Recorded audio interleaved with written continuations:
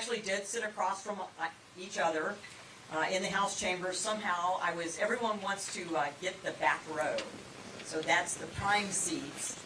And so someone forgot about this one seat in the back row, and I was like at the end to pick seats. But what he didn't tell you is that he was on the Republican side, and I was on the Democrat side, which made it very challenging. But in front of me were Senator Conoyer and Senator Kelker, who are also here in District 1. And so I called us the Bermuda Triangle where the Democrat bills went to die. So it is great to be here with you. I'm not going to tell you what's wrong with the country right now. You all know it. You all know what's wrong with the country. You know that we have a de facto open southern border. And it's not just 7 million people coming across illegally, which they consider them legal because they're processed, but they're given a slip of paper that says to come back for an asylum hearing years in the future, of which in the past only 10% would ever come back for the asylum hearing, and of that 10%, only 1% of that 10%, or 10% of that 10% would meet the definition of asylum. I'm not going to talk to you about the fentanyl that's flowing across our borders and the 100,000 overdose deaths records in the United States, or the people on the terror watch list. I'm not going to talk to you about our president, who just made a deal with Xi Jinping to really basically turn over part of our economy to the Chinese Communist Party.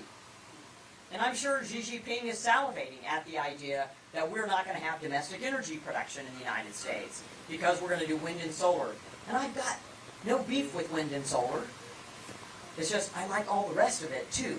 And what's most important is that we have affordable, available, reliable, abundant energy so that we can compete economically around the world. And we can't do that. I'm not going to talk to you about the economy. Anybody in here think Bidenomics is working? No. Yeah. So when they're wondering why there's a disconnect, why with all these huge achievements in Bidenomics, why don't people agree that the economy is doing well? And this is Republicans, Independents, and Democrats. Because unlike the president, you have to go to the gas pump.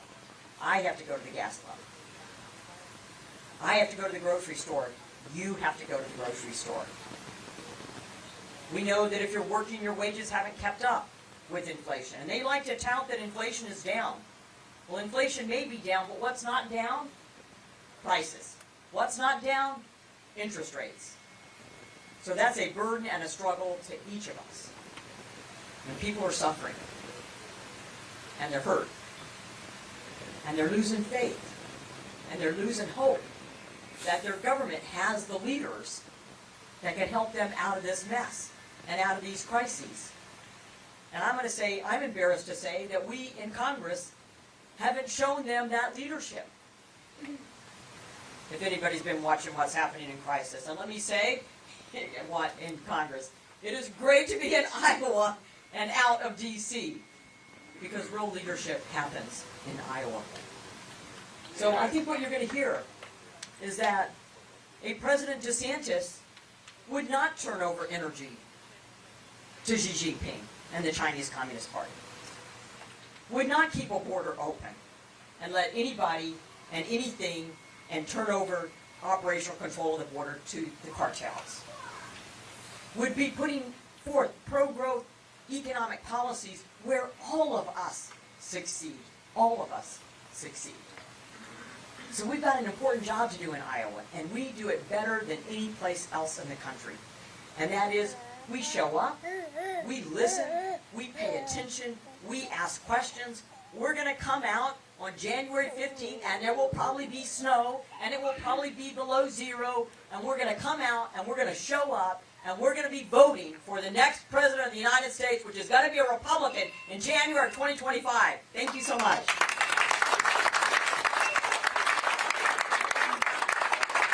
Thank you, Congresswoman Miller Meeks. The DeSantis family is here in complete today. We have Mama, and we have the kids, along with the governor. So it's my distinct pleasure to introduce to you the very classy First Lady of Florida, Casey DeSantis.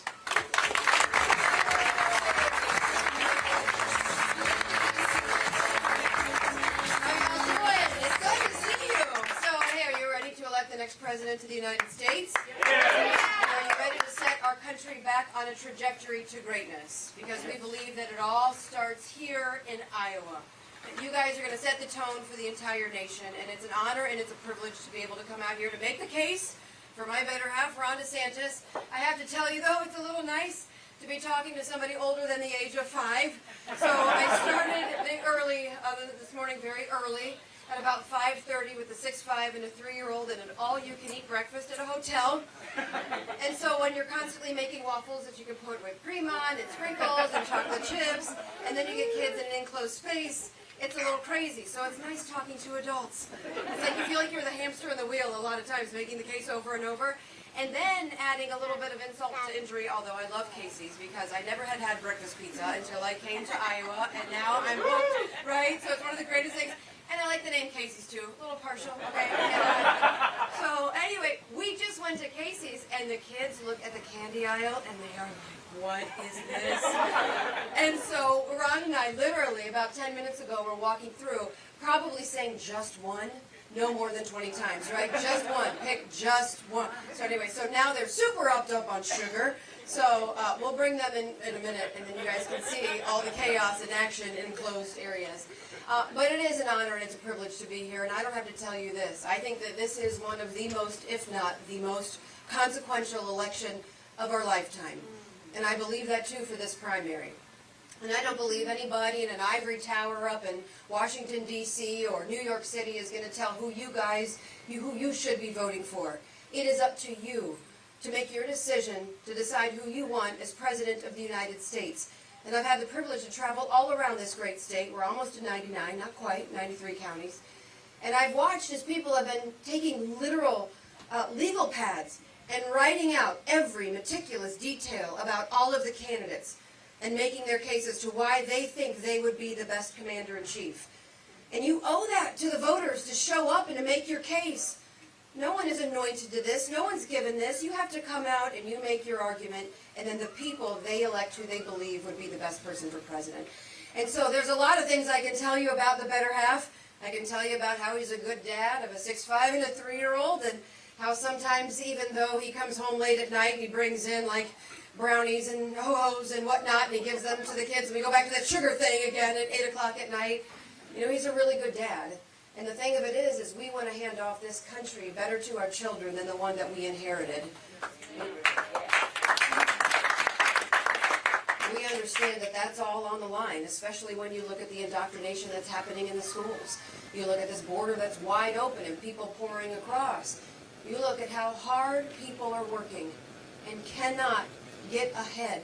It is not fair when you look to Washington, D.C., 6 of the richest counties or suburbs of Washington, and are they doing anything great up there? No, it's a lot of hot air, but yet the American people are the ones who are working their tails off, and we're falling farther and farther behind. As a dad and as a mom of a 6'5" and 3-year-old, we want our children, your children, and grandchildren to be able to get the American dream and to accomplish that and to live up to their God-given potential. I can also tell you about the governor as a guy who stood by me. And I don't know if many of you know this about my health battle, that I battled breast cancer. And that was a really difficult time. And at the time, my children were 4, 3, and 1. But this was a time when I literally couldn't get myself off the ground. And I had a dad who was running a state, but he was there to help me when I was going through 6 rounds of chemotherapy, 6 months of radiation, and then 3 surgeries. But every step of the way when I couldn't do that, he was the dad not only that helped me get through it, but he was also the dad there to take care of my kids when I couldn't do it myself. I can also tell you about him as the guy that served our country in the United States Navy. He decided to do that because after graduating from Harvard and Yale and coming out more conservative on the other end, which doesn't really happen very often, but he did it. He went through those liberal institutions. And this was right around 9/11, and he had, potential to do other things if he so chose, but he wanted to give back to the country that had given him so much, and that was to serve in the United States Navy. And so in 2007, he deployed to Iraq, was part of a Navy SEAL Team command staff. It was SEAL Team 1 at the time. He was an advisor to the SEAL commander on the ground in the operation there, and earned the Bronze Star for meritorious service. I can tell you about how he has been an excellent governor, like yours, who stood up for truth and decency and family values. I can tell you he's been a fighter and fought a lot of battles and won, because at the end of the day, that's what it's about. It's fighting on behalf of the American people and winning those battles. So I saw when the NCAA was trying to potentially boycott the state of Florida because he was standing up for women in sports, I saw him say, go ahead and try it. I'm going to stand by our women. I'm going to make sure they have the opportunity to compete in sports. And I also saw him stand up against other battles, whether it was Disney, whether it was standing up and providing flights to get into Israel to make sure that American citizens could get home. And I've also seen him lead with bold colors, not pale pastels, as Reagan would say, and win big elections. Because I don't know about you guys, but I'm getting really tired as Republicans losing constantly. We need somebody who's going to win. And I can tell you, when he was first elected in 2018, he won by 32,000 votes in a state of 22 million people, and never trimmed his sails when he was governor. People were telling him, oh, back down and do things, differently, and don't rock the boat, and, you don't want to be too bold here, don't, be too conservative, what have you. And he stood true to what he knew in his heart was right. And as a result of that, he ended up winning by the largest landslide Republican victory in the history of our state, by 1.5 million votes out of 22 million people. They have never seen anything that big, 20%. And that tells you a little bit about how you can win and bring together coalitions. Nearly 30% of Hispanics, nearly 20% win for independence. He won nearly 10% of women and over 50% of single women. And then you talk about leading. It's about, okay, you're going to get elected, but is it just to hold a title? Is it just to be somebody? Or are you going to go up there and do great things when the country needs you to do it? So there's a lot of stories I can tell you, but there's one in particular that I think is important. It's the story of COVID. And yes, your governor was excellent. She held the line. Yes, the governor of Florida had the right policy prescriptions, and that is keeping kids in school. That is making sure that you can be with your loved one in the final moments of your life. Government doesn't have the right to do that, nor does government have the right to tell you that you can't worship. In the state of Florida, he kept churches open. And making sure that you can put food on the table for your family. All the while you had the elites in Washington saying the big box stores can stay open, but those little businesses who had been around for 30 years and had put sweat equity and money and family and everything into creating these institutions, they were shutting those down. In the state of Florida, they said, no, we're going to stand up for people to be able to put food on the table for their families and to preserve these businesses. And then to make sure that you had the choice not to mandate a COVID mRNA jab or to mandate masks. They never did that in the state of Florida. All of those are the right policy prescriptions. But what I want to tell you is this. What I want to tell you is what was happening inside the DeSantis household while all of that was happening. Because this isn't about a news cycle where they come after you and they're on to the next thing. As you can see, they come after us a lot. By the way, you should be asking yourselves, why is everybody coming after DeSantis? It should tell you everything that you need to know. But during COVID, it was relentless. It was every day, day after day, saying some of the worst possible things you could possibly imagine about a good man. It was the Republicans, a lot of them in Washington, D.C., and people who were trying to say you should shut down. It was the Democrats. It was the media. It was the elites. It was the bureaucracy. Everyone trying to get him to bend the knee for months. And I watched, and it's important, because it was behind the scenes for me, right? I watched him get up every day, go downstairs, get a cup of coffee, and arm himself with the truth, the data and the evidence, the things that Fauci wasn't acknowledging or choosing not to acknowledge, or other people, the data coming out of Spain and Israel and the United Kingdom, and listening and talking to people like Dr. Bhattacharya and Gupta, who, by the way, were being censored on social media. By whom? By our federal government, who didn't want any dissent out there. But I saw him relentlessly get down every day and arm himself with the truth and the full armor of God. And then I saw him walk out every single day and fight. And get on the cameras and fight for you. Fight for our way of life, our God-given rights. Everything was at stake because I never thought in my lifetime I would ever see anyone try to usurp our rights from us. It's not up to government to say whether you can go out and be with your family, or whether you can go out to dinner, or whether you can go to church. They have no right. Those are our rights that are innately with us. And I watched him fight day after day and hold the line. So I tell you this. When you send somebody up to Washington to be a president of the United States, what matters is the decisions that they make when it counts.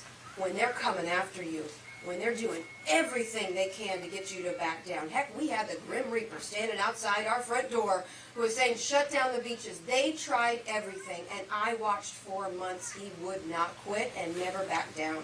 And that is exactly what you're going to get, because you're not going to get somebody that's going to go up there that's going to care about the headlines or care about the cocktail parties or care about what the bureaucracy is saying. He's going up there for one reason, and that is to fight for you. And gosh darn it, it's about darn time we elected somebody who is going to be fighting for not themselves, as we see with so many politicians, but fighting for the American people, our God-given rights, and our way of life in the American dream. And so with that, I can tell you, you've got one heck of a fighter.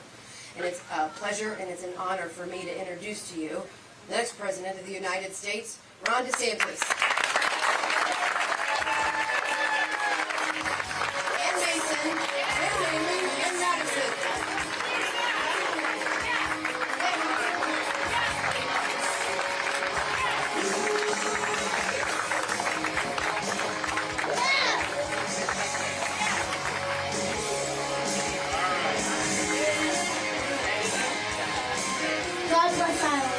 There we go. Thank you so much.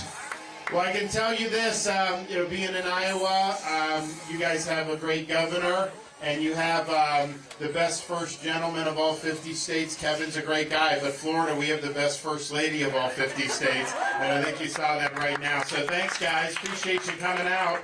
Thanks so much. Are you ready to send Joe Biden back to his basement in Delaware where he belongs? Are you ready to turn this country around? Are you sick of the decline? Are you sick of the problems? Do you want to see some solutions? And that's what we're going to do. We're going to be turning this country around because we need it. And that's why I'm running. We need somebody that's going to fight for you as president. And I will do that. And I have a record of doing that in the state of Florida. Whenever we had when people's backs were against the wall, when they needed somebody to stand for them, I was there to do it. We did it during COVID with all the insanity that was going on. We were able to, while others were locking down, we lifted people up. We protected people's businesses. We protected kids being in school at great threat to us politically in terms of all the incoming that we took. I was getting hammered every day. People were saying, why are you doing this? You're not going to be long for this world. But it was the right thing to do. And a leader's got to care more about protecting the jobs of the people he represents than he is about protecting his own political high. And so we showed that we would dig in when it's not easy and fight for people there. We also fought for our kids, and we fought for parents' rights against a movement that wants to inject sexualization into the curriculum of very young ages, kindergarten, first grade, second grade, and we said that's wrong. We saw our 6, 5, and 3-year-old. I think kids should be able to go to school, watch cartoons, just be kids without having an agenda shoved down their throat. And we need to stand for the rights of parents. So that's all well and good when we said we're going to protect parents in that situation and protect the kids and get that the transgenderism and stuff out of the schools. The media didn't like it, of course. The left didn't like it, but neither did Florida's most powerful corporation, Disney, didn't like it. And a lot of people said, well, you can't go against them. They're too powerful. And honestly, a lot of Republicans would not have fought in that situation because they tend to defer to some of the big, powerful companies. But, I took an oath to support and defend the people of my state. I did not say that I would subcontract out my leadership to a woke corporation based in Burbank, California. So we stood up, we fought the fight, we won the fight, and we did what was right for the children of the state of Florida. And you got to be willing to do that when it's not easy, when you got a lot of people bearing down on you. So fighting, I think, is something that there's so much stuff that's out there. The media, the left, all this other stuff, just constantly, people that are just trying to work hard, play by the rules, they get beat down with all this nonsense. You need a champion. You need somebody that's going to be willing to dig in and push back on your behalf. And I've shown the ability to do that, and I'll do that as president. The other thing that you need to do is you need somebody that's going to win. And yes, win the election, of course, and Republicans outside of Iowa, Florida, a handful of other states have been losing. We were promised we get tired of winning. I think I'm tired of losing. I'm tired of seeing all these winnable races go down the toilet when we should be cleaning the Democrats' clock.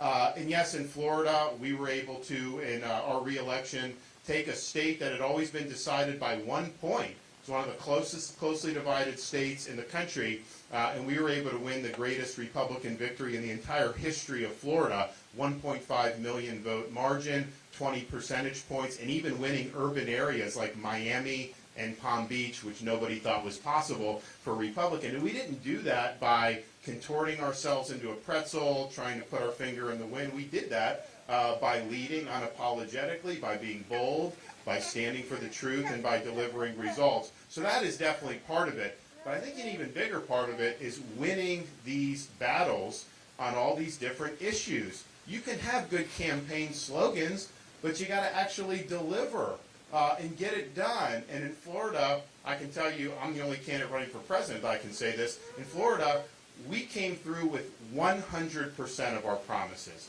Every single thing I promised that I would do, we've delivered, and then some. And if you just think about it, we mentioned supporting parents' rights. We have universal school choice in Florida. We banned sanctuary cities. We gave the death penalty, authorized the death penalty for pedophiles. We sent troops to help Texas at the southern border. We transported illegal aliens to places like Martha's Vineyard, which made a big difference in terms of people started taking the border seriously. We have eliminated things like critical race theory in our K through 12 schools. We've put American civics back into schools in a really, really big way to teach kids about what it means to be an American.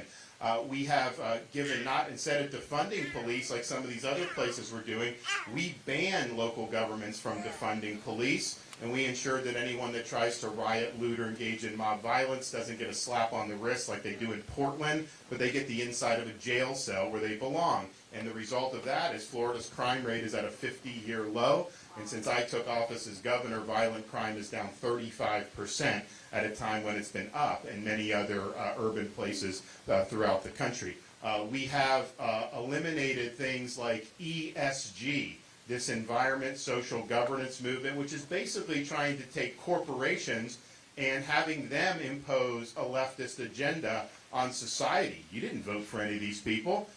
You can't vote them out of their positions, and yet they want to change society. They want to change policy, and they use things like pension funds and other things. So we kneecap that and got it out of our pension fund. This asset manager, BlackRock, that's really leading the charge on this. They were managing $2 billion in Florida. We took the $2 billion away from BlackRock because we don't want our stuff to be manipulated. We ban things like social credit scores. We don't let the rating agencies use ESG when they're rating state and municipal bonds. And because Florida is such a big state, that's had a big impact nationwide in terms of this movement. But here's the thing.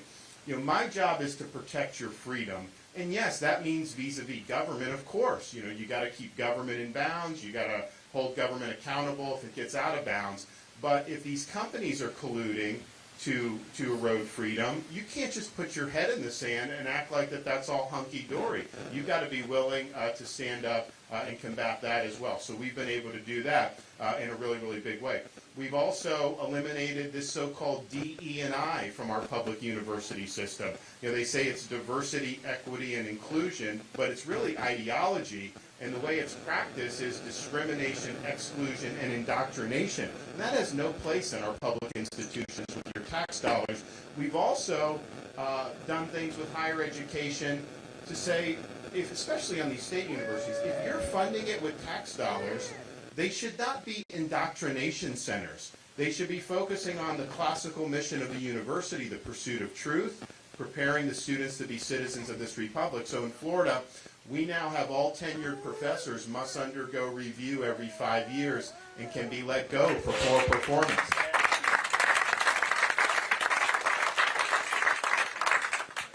We've done much more in Florida. Second Amendment, right to life, medical protections against vax mandates, all the different things, so that something like COVID, if it ever happens, if we ever have another virus unleashed, that they're not able to take away your freedoms and your liberty again. And so we're proud of being able to do that. But we have actually produced, and we have won these big fights. And so the state of Florida, when I came in, was an evenly divided state between Republicans and Democrats. Now the Democratic Party is a shell of itself.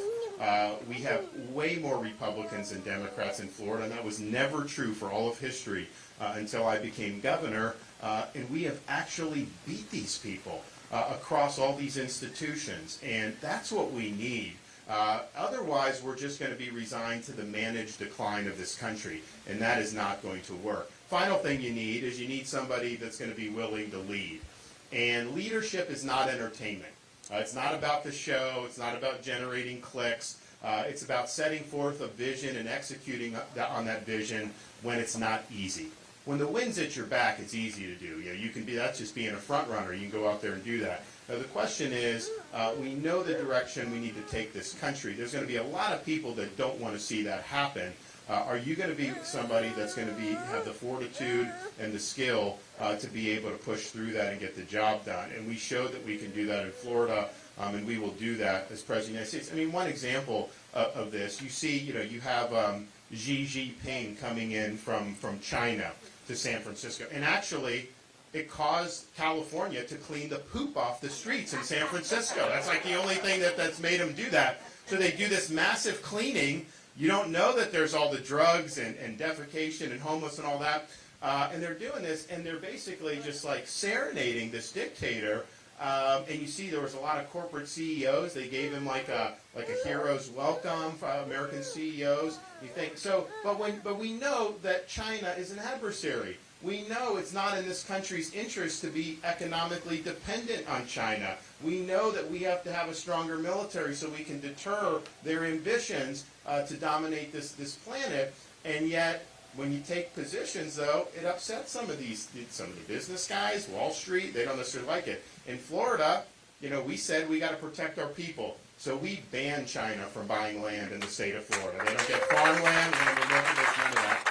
We eliminated them from our universities, things like these Confucius Institutes. And look, there's some people that don't like that, but we got to focus on what's in the best interest of the American people, and we've got to do what's right. Another issue that we're seeing now with what's going on in Israel, and you see all this stuff on these college campuses. And a lot of this stuff, MIT reported, a lot of these pro-Hamas demonstrators are being led by students on foreign visas who aren't even Americans. Well, I can tell you this as president, if you're here on a foreign student visa and you're making common cause with Hamas, I'm canceling your visa and I'm sending you home. We got to stop being politically correct about this. And it also raises the issue of, who's coming into this country and who's not. Yes, obviously the illegal, and I'll talk about that in a minute, but just because it's legal doesn't necessarily mean that's in our interest either. I think Europe has let in a lot of people who reject those countries' values and are not assimilating into those societies. And I think that's one of the reasons why you have all these nasty protests there and these mobs on the street. So my view in the United States is no foreigner has a right to come here. It's a privilege to be able to come here. And the people that come, you got to support the founding ideals of this country, and you have to be willing to assimilate into this country. And if you're not willing to do that, you should not be let into this country. And we've got to start doing what's best for the American people. So that's what you got to do. You got to fight for people, you got to win for us, and you got to lead this country's comeback. What I'll be able to say, and you also need a president that can serve 2 terms. It's really, really important because none of this stuff is going to stick unless you're able to go do it over a 2-term period. And so I'll be able to do that. And so one of the things I think about is I can sit there and tell you, what I'm going to do, but I'd rather think about, okay, once I do 2 terms and I'm getting ready to leave in January of 2033, what am I going to be able to tell you we've actually done? I give a farewell address, so what am I going to be able to tell you that we've accomplished as Americans? We'll be able to say a few things that are very important. One, we'll be able to say that we restored the American dream in this country, that people that work hard, get the most out of their God-given ability, can get ahead again. You're not going to be held back with rising inflation, interest rates, Bidenomics, bureaucracy will have opened up our energy for production so that we lower gas prices and lower energy costs. We will have gotten the bureaucracy off the back. We will have fought Congress to get them to stop spending so much money, which has driven the inflation in the first place. Hopefully we'll have been able to work with the states to enact term limits for members of Congress and a balanced budget amendment to the Constitution, because we need that. But it'll be a new day, and people will have more opportunity than previous generations. Second, we're going to be able to say we restored the sovereignty of this country. We're not going to have Mexican drug cartels controlling our southern border. You're not going to have people pouring in illegally. We're not going to have fentanyl pouring in. We will have constructed a border wall, and we will have held the drug cartels accountable for the carnage that they're causing in this country. We are losing tens of thousands of people every year because of fentanyl overdoses. That is coming through the southern border. It's affecting every community in this country, and it's not just for people that are addicted to drugs. They lace other things with it. Sometimes people take something that they don't even think would be harmful. If it's laced with fentanyl, they can die just on one pill that has fentanyl into it. So we not only have we don't only have a right to respond to the drug cartels, we have a responsibility to defend our people. So we will have gotten that done. We'll also be able to say that our military has been revitalized. We fended off the threat posed by the Chinese Communist Party, and the 21st century is still an American century. We'll also be able to say that our school systems are dedicated to educating kids, not to indoctrinating kids, that we're protecting the rights of parents. We're getting the ideology out of the schools, and we are focusing attention on teaching kids about the Constitution and what it means to be an American. We'll also be able to report that whether you live in a red state or a blue city, criminals are held responsible for their crimes. We're not going to have let the inmates run the asylum. We'll have held accountable these left-wing prosecutors that are causing a lot of this mayhem, and every American family will have the right to raise their kids in peace and security from sea to shining sea. And then finally, we'll be able to say we've restored the Constitution to its rightful place as the center of American national life. That means a limited government that works alongside us, not an unaccountable, unlimited bureaucracy that imposes its will on us and has been weaponized against us. We will have brought a reckoning for what the federal government did during COVID-19. All those agencies, CDC, NIH, FDA, people like Fauci, need to be held accountable, and we will have held them accountable, and we'll have ensured that this never happens to our country ever again. So we'll have done that and return the government to its rightful owners, which is we, the American people. If we're able to say all that, then we will be able to say that we restored America to what President Reagan called the shining city on a hill. We will have ensured that we're not the first generation of Americans to leave to our kids and grandkids in America less prosperous and less free than the one we inherited. And we will have left her stronger and freer than what we inherited. And really, that's the charge that we have. We have a responsibility to preserve what George Washington called the sacred fire of liberty. This is a fire that burned in Independence Hall in 1776 when 56 men pledged their lives, their fortunes, and their sacred honor to create a nation conceived in liberty. It's a fire that burned at a cemetery in Gettysburg, Pennsylvania, when our nation's first Republican president pledged this nation to a new birth of freedom. It's the fire that burned when a merry band of brothers stormed the beaches of Normandy, defeated Nazi Germany, and preserved freedom throughout the world. It's a fire that burned at the gate of the Berlin Wall when in 1987 a resolute president stood before that wall and said, "Mr. Gorbachev, tear down this wall and help bring communism in the Soviet Union to an end." So this is our responsibility. It's not a responsibility we should run away from. It's a responsibility we should welcome. I welcome to lead the charge. As somebody who will be the nominee, I'll get the job done politically. We'll get House, Senate, we'll do all that. As a leader, I'll always be somebody that you can be proud of. And as your president, I promise you this, I won't let you down. Thank you all. God bless you. I'm happy to take some questions. Anyone have any questions? Yes, sir.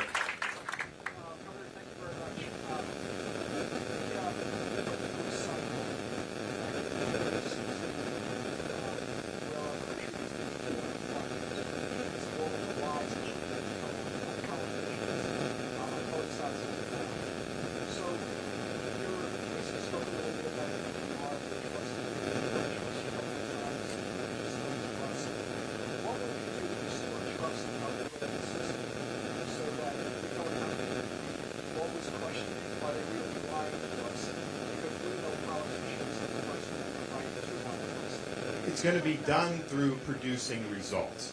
It's going to be tangible things that you can see and that you can say, this is being done. And so some of the stuff that's going on in government, we're going to bring a reckoning for COVID. We're going to end weaponization of these agencies like IRS and DOJ and FBI. So you're going to see tangible results. And so in Florida, I basically just stood and told the truth. I said what I believe, but I was, relentlessly attacked. Media was always attacking me, all this other stuff. And yet we win this big victory even in spite of all that nonsense. And I think it's because people saw with their own eyes the results, and they saw what was being done. So I think so much of politics has evolved in that because it's all like empty calories. Like so much of the stuff that's done and put out it doesn't even matter. It's not leading to anything that's bettering the lives of the American people, and that's ultimately what it is. So you just got to have your compass sent to true north every single day. There's going to be a lot of people who are going to try to take you off course. They're going to want to focus on things that don't matter. They're going to want to muddy the waters. And no matter what somebody says in the media or a pundit, north is still north. That's where you've got to be going. And you got to always have your compass set on that destination. And so I've shown an ability to do that, to not let all this other stuff impact our ability to lead. And that's what we'll do. But I think the trust comes from delivering results. And so in Florida, people saw me doing that, so they knew if I came out and said something, they knew I would follow through on it. It wasn't even a question at that point. Yes? Casey mentioned earlier how you, in the mornings during COVID, had to kind of armor up to leave the house. I can't imagine what that was like. I'm curious to know from you, what was the source, the core strength that helped you do that and that you believed in to carry you through? I think it's just faith in God and understanding that ultimately, there's a higher purpose to life, and all the stuff that they can throw at you. They can throw the slings and the arrows, but if you have on the full armor of God, you can get through all this stuff. And I just was resigned that I've been entrusted with this position to lead this one state, the third largest state in the country. And the COVID was put the governors on the spot more than governors have ever been put on the spot in our lifetime. And so the question is, are you going to wake up, look in the mirror, do what you think is right for the right reasons, or are you going to try to contort yourself in a pretzel to try to conform yourself to the narrative or what the media wants or the bureaucrats? And I was just like, I'm going to do what I think is right. This is too important.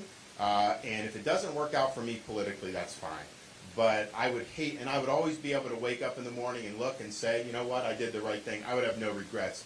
But if I trimmed my sails and I did things that I didn't really believe in because I was worried about getting hit so much and I wanted to take the pressure off me, I would never have been able to look in the mirror and be happy, because it's just you only get one shot at this and you got to do what's right. So my philosophy has always been, do what you think is right. Let the chips fall where they may. There's a lot of things you can't control in this world, but what you can control is, are you working your heart out to be able to deliver results for people, and are you doing what you think is right for the right reason? And that's what we did. And we were vindicated in the end. I mean, a lot of people still won't admit that, but I can just point to you. I mean, we're the fastest growing state, most net in migration, #1 ranked economy, #1 ranked education, 50-year low in the crime rate, and we've paid down 25% of our total state debt since I've been governor. That's obviously a successful record, and we're proud of that. Yes?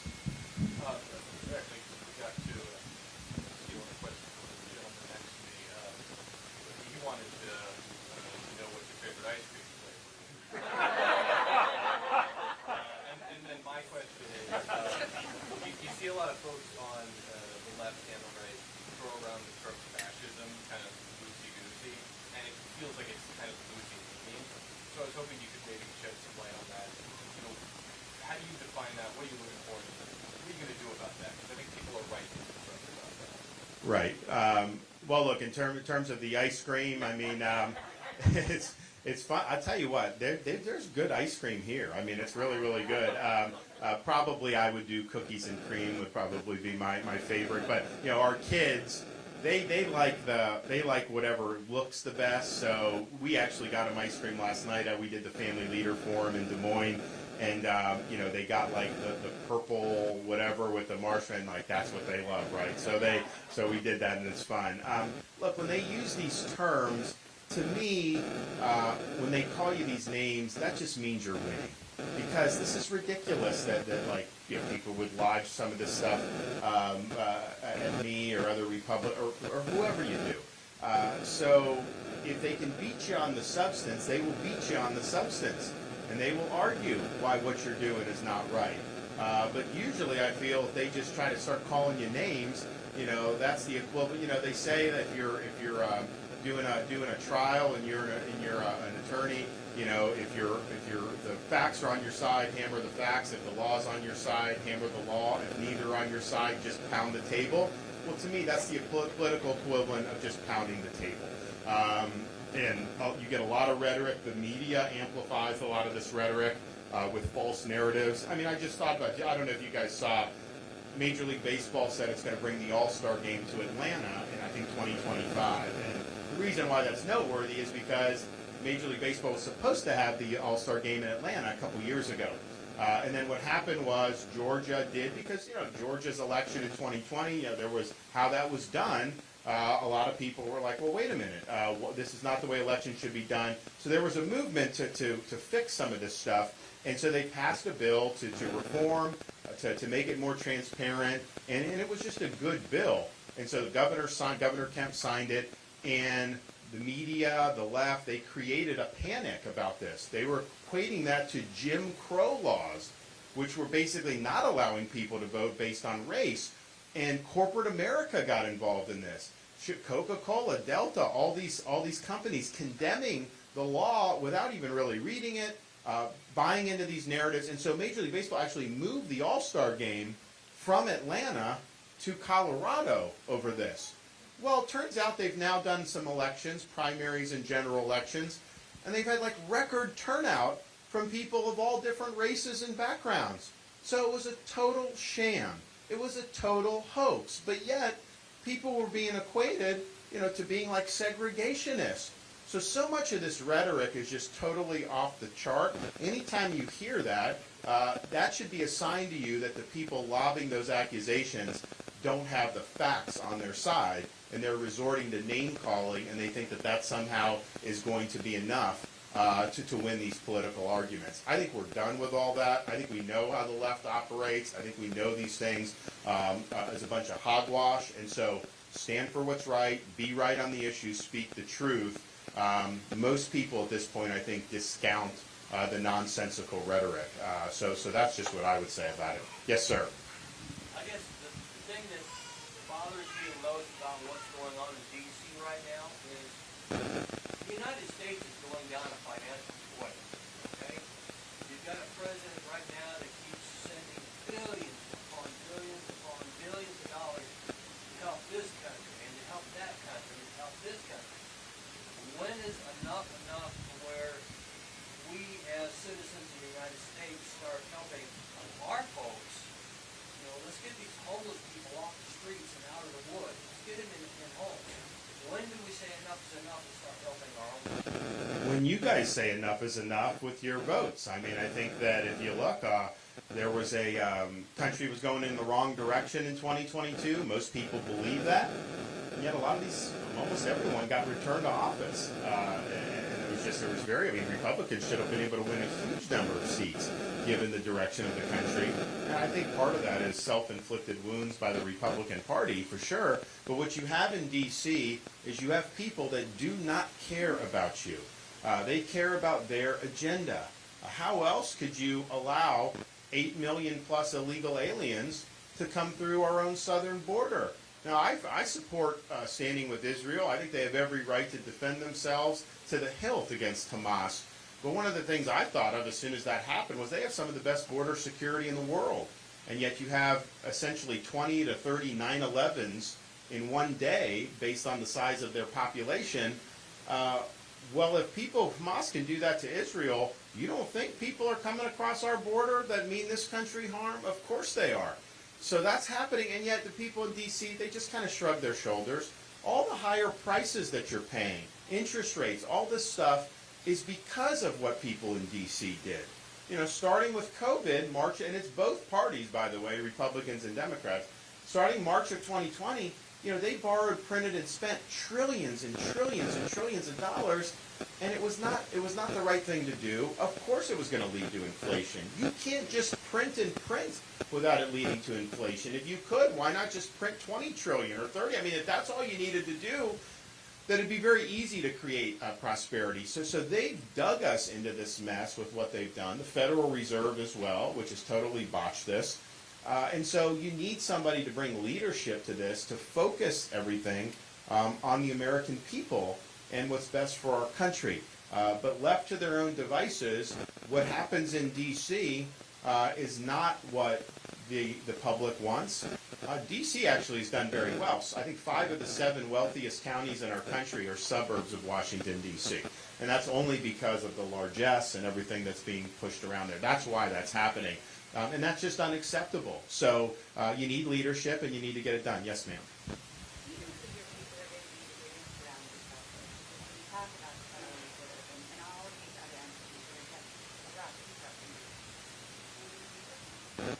Yeah, no, absolutely. So the question's about personnel. And this is really, really significant because you can have the best vision in the world as an executive. You can have the best decision-making in the world. If you don't have a cadre of people surrounding you, both in the White House and throughout the administration, that are going to implement that vision and fight for that vision, you're going to get chewed up by the bureaucracy and by the administrative state. And I think we saw that when Trump was president. I mean, he literally would be doing phone calls with foreign leaders, and you'd have people on the NSC would leak it to the Washington Post and the New York Times and stuff.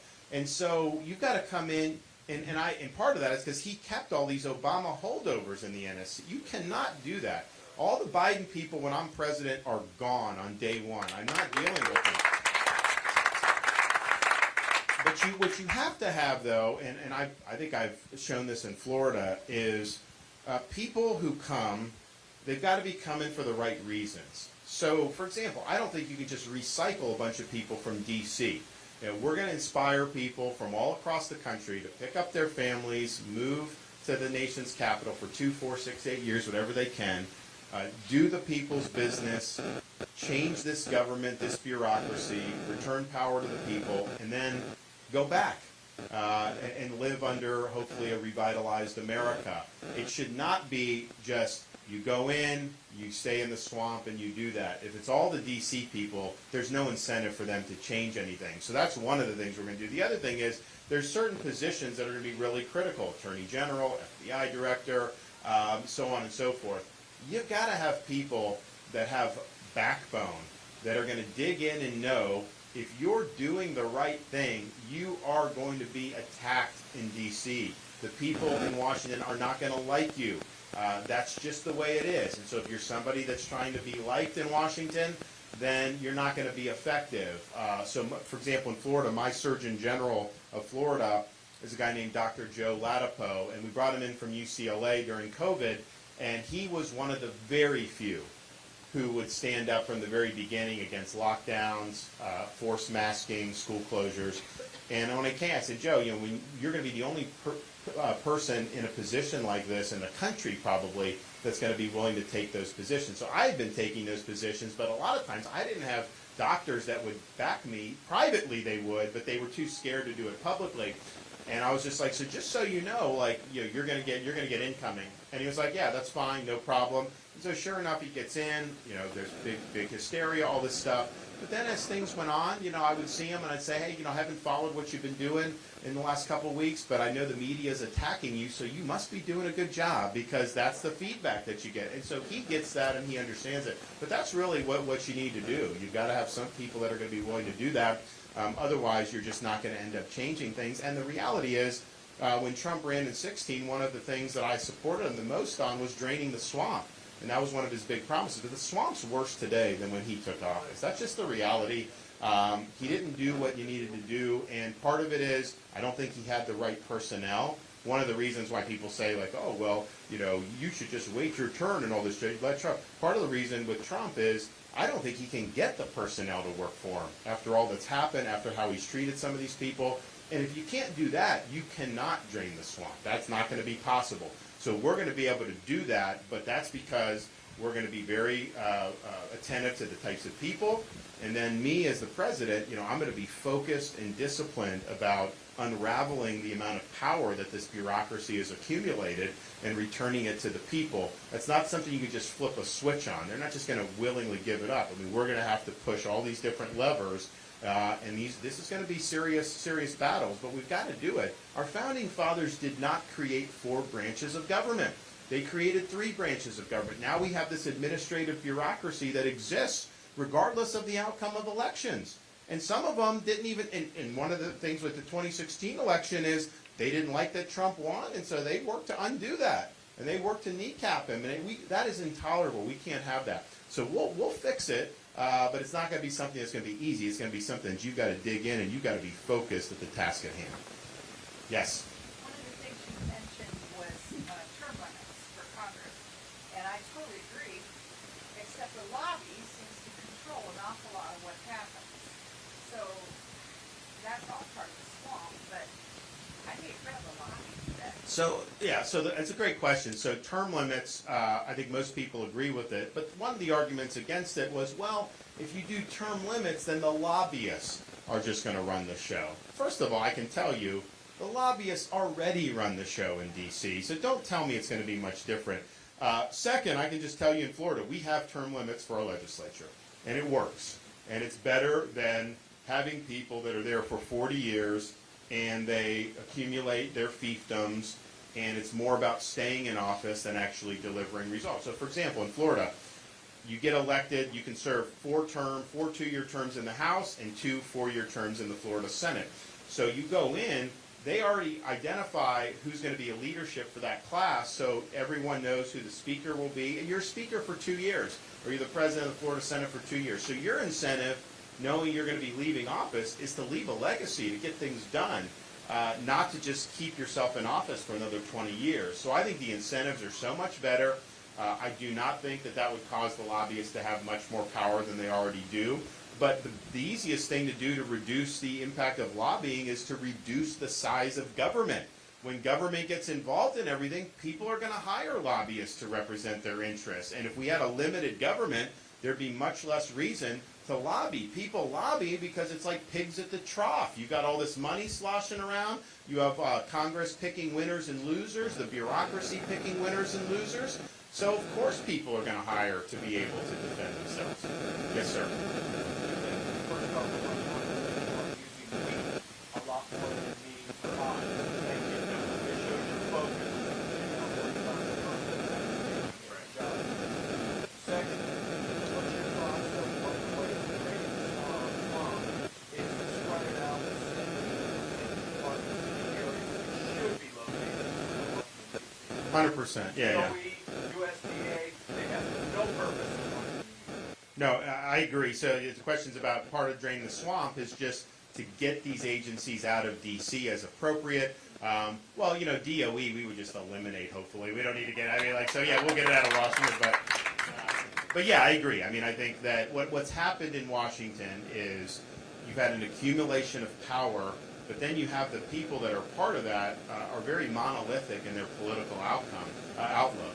And so how the government operates, we talk about weaponization, and some of that stuff for sure is abuse of power, but some of it is these people all think the same, so they think what they're doing is somehow in the public's interest in some of these things. It's like if they just had a better cross-section of the public involved, they'd be like, wait a minute, no. FBI agents going after parents going to school board meetings? No, that's not a good idea. But I think they live in this bubble that they end up doing a lot of things, and some of it's knowing and abusive, of course, but it just creates a different window of what they think. So, you may need Congress to do some of it, but I definitely think you can take at least parts of agencies and do it. So what I've said is, I'll do an executive order to all the cabinet secretaries to say they have to reduce their D.C. area footprint by at least 50%.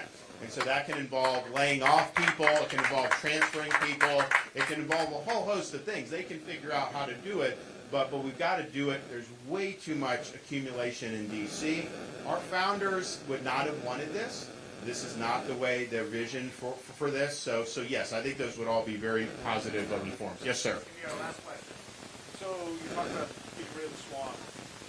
Is that forming what's there, or in some cases is it you just got to burn it down and start over?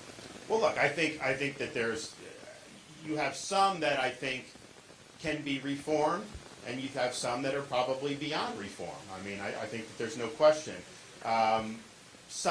Some of the stuff you would need, so there's certain things you can do executive. We can do a lot more executive than presidents have been willing to do. We're going to use all of our Article 2 power.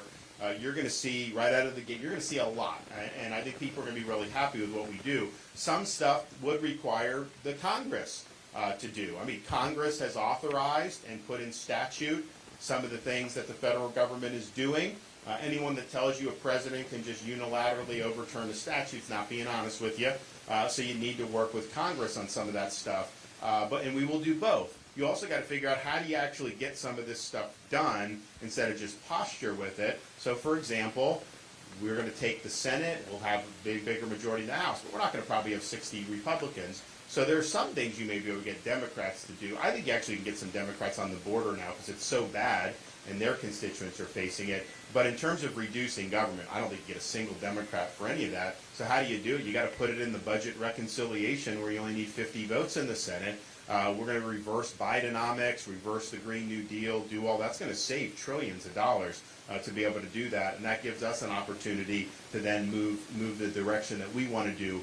But it's a variety of ways where you got to do, and what I'll do is, and I think what I've done a good job of doing in Florida is I think, okay, what do we want to accomplish, and then how do you get there? And it's not as easy as just like, as a governor or as a president, you're not like a sole proprietor of a business where you can just do whatever you want. You're the head of one branch of government in a constitutional system where there's separation of powers and checks and balances. So anytime you do something, if you do something executive, there can be people that are going to try to stop that in the legislature and the courts, or maybe you do just have a unilateral right to do something. Then you work with the legislative branch on some things, and you still look at the courts and all these other things. One of the things that I think is important to note going forward about the overall, because we focus a lot on the bureaucracy of the administration, and rightfully so. It's a huge, huge problem. It's distorted our constitutional system to no end. The other thing that can potentially be very disruptive and distort is what will happen with the future of the U.S. Supreme Court. So right now, they say we have a 6-3 conservative court. That's not really true. If you look at it, there are 3 liberal justices that are in lockstep. No matter what happens, you can predict where they will be on any hot-button case, no question. The 6 that are Republican appointees are not in lockstep. You will have a Kavanaugh go left, a Roberts, Gorsuch, who was Trump's first appointee. He wrote an opinion reinterpreting the Civil Rights Act from 1964 to include transgenderism. They didn't even know what it was then. That wasn't what that statute said. That was judicial activism.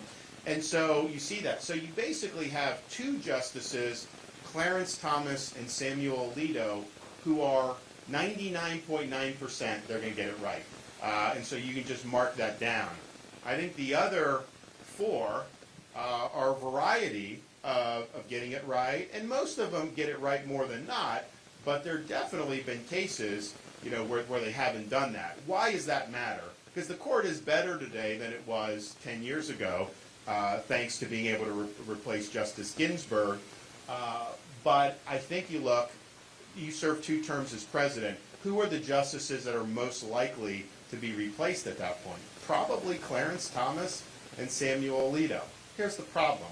If you replace them with judges like Trump did, which were not bad, I mean, they're good judges, but if you place them with one of those 3, like a Kavanaugh, that moves the court to the left, doesn't keep it where it is. So you got to, as a president, you got to know that we're going to need justices in the mold of an Alito, in the mold of a Clarence Thomas to replace them, and then any other vacancies that may occur. Because if you don't get that right, then you're moving the court in a more leftward direction, And if you look at what the left is doing to the legal profession now, you look at these law schools, the people that they're producing, I mean, these are very radical, these people have a radical agenda. That's who the Democrats are going to populate throughout the court system and eventually put some of these people on the Supreme Court. And if the left is able to take control of the Supreme Court, they are going to use that to legislate a leftist agenda on the American people through the guise of constitutional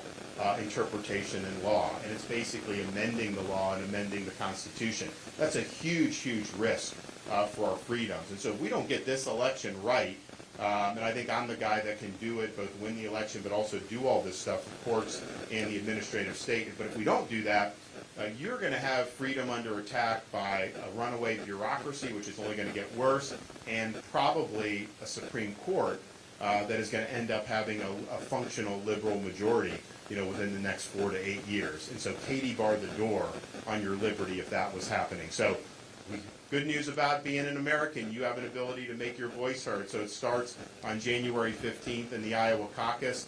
I'm asking for your support. I think Iowans can really change the course of this country for the better. I think you have it within your capacity to not let the media tell you who you should vote for or who they say is going to win, but who you think would do the best job as the standard bearer for the Republican Party, and more importantly, would do the best job as President of the United States. So I'm asking for your support. For those of you who do support us, thank you. God bless. And let's go get this done. Thank you so much.